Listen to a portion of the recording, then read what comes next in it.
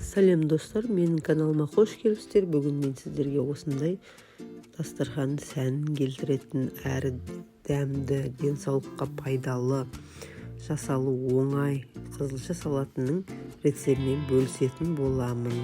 Ол үшін алдымен картоплымызды қабығын ашып, тазалап жуып аламыз. Содан соң осылай теркадан өткізіп аламыз.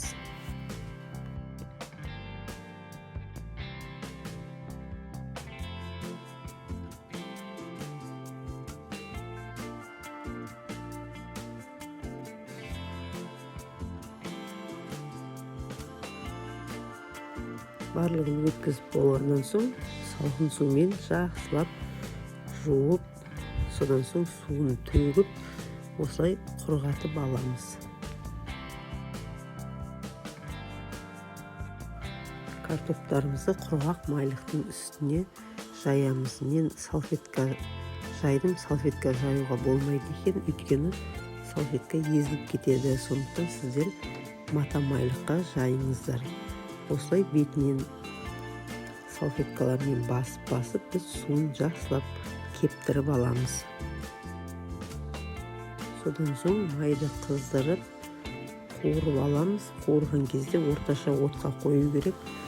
Және де біздің картоплымыздың түсі қызғыш болу керек. Және де қытырлық болғанын байқап тұрыңыздар. Міне бізде әп-әдемі осылай қуырылып алды. Біз енді салатымызды жасауға кірісеміз. Салат жасау үшін бізге қайнатылған жұмыртқа және қызылша қажет. Оларды осылай турап аламыз.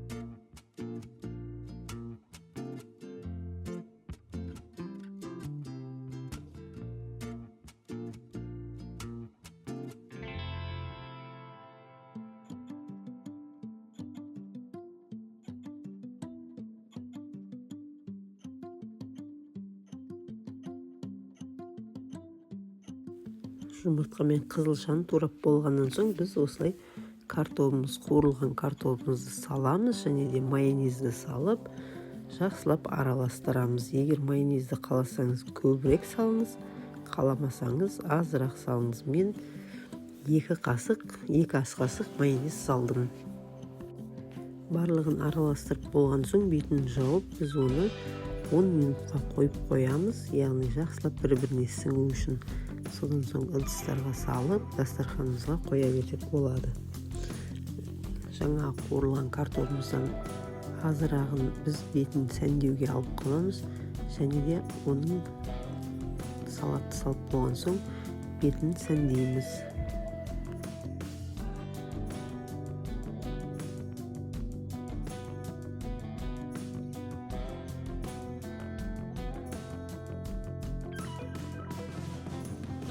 Міне достар, салатымыз дайын. Сіз де жасап көріңіз. Видео ұнаса тіркеліп лайк басыңыз. Ас болсын.